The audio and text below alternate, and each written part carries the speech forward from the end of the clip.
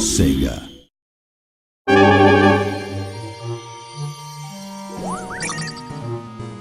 Castle of Illusion, one of the best-selling Genesis games of all time. It's the perfect game for us to develop with Disney. It's such a classic. People love Castle of Illusion. They've got such fond memories of it.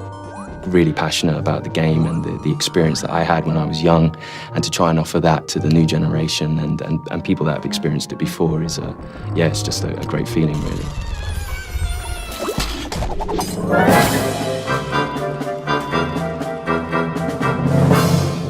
There is definitely something about Disney which I don't think any other brand has quite captured. It's Disney. It's a descriptive word in itself. Disney's renowned for its characters, for its visuals, for its animation, for its music. Everything that Disney touches has an air of magic to it, and they try to, as a company, try and encompass that in all their products. It doesn't matter if you're a core gamer, family gamer, whatever the gamer, you need to capture that sense of enjoyment, passion.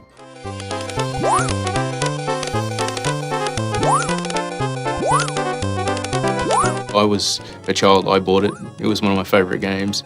I played it to death. I grew up with my Mega Drive. I've played all the classic Disney games, and Castle of Illusion stands up as one of my all-time favourites. 20 years later, to be given the opportunity to work on that IP, to reimagine it and bring it forward with today's technology was just, an amazing opportunity.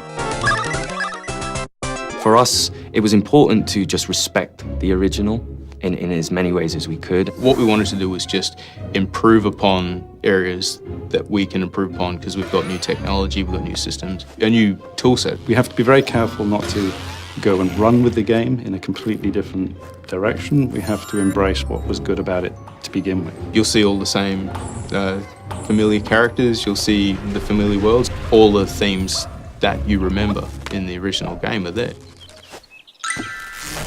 And we've kept to the original in such a way that Disney can recognize it immediately.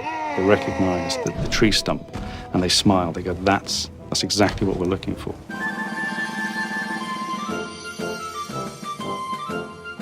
I think I employ 35 people that love Mickey.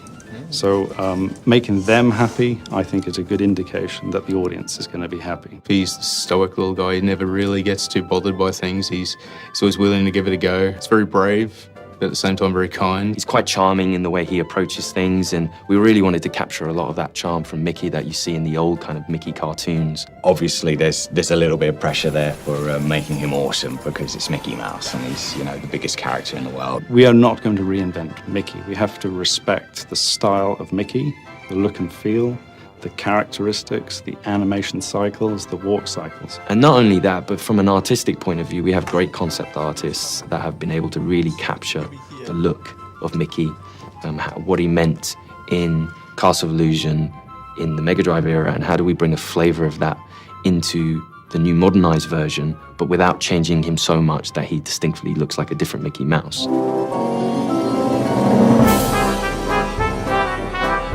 The world itself is it's enchanting, it's rich and full.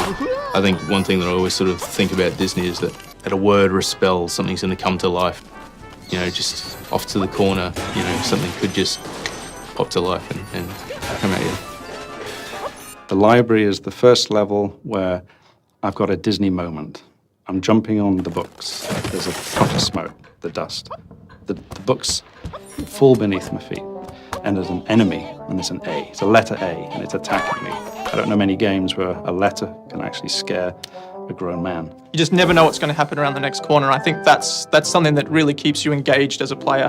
We didn't really diverge too much in the story. It's a very true Disney story. Mirabelle has come upon Mickey and Minnie out sort of having fun in the forest, like dancing away, and she's taken by Minnie's beauty and wants it for herself, so she steals her away, and Mickey, being the heroic little boyfriend, runs off and chases after her, and he gets dragged into this castle of illusion where Mirabelle has set up all these traps. For those that know the original, to see what we've done with it, and for those that don't, for the new kids and anyone else that is new to the IP, and enough there to give them a little bit more of a story from start to finish.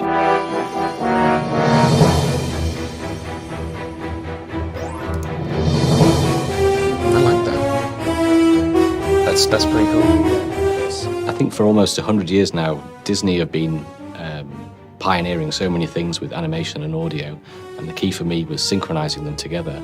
Audio and music is a massive part of Disney itself, and that's something we take very seriously.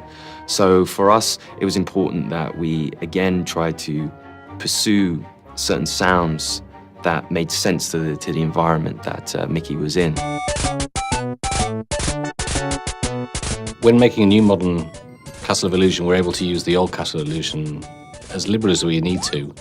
And it's actually been quite nice to take the entire original 16-bit track and use them in the modern version as well.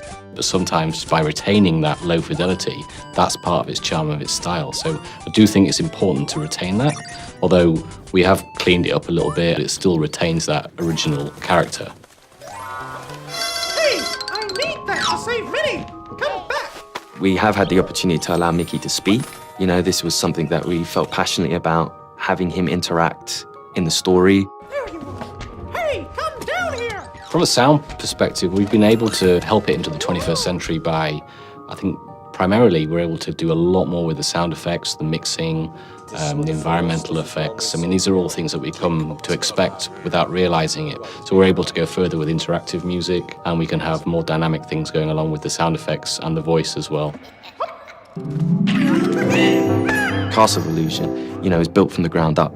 You know, from every point, from animations to music to environment to gameplay, everything is built from the ground up, and that's a really nice, exciting way of taking something that everyone holds dear to them and kind of improving that for the new generation.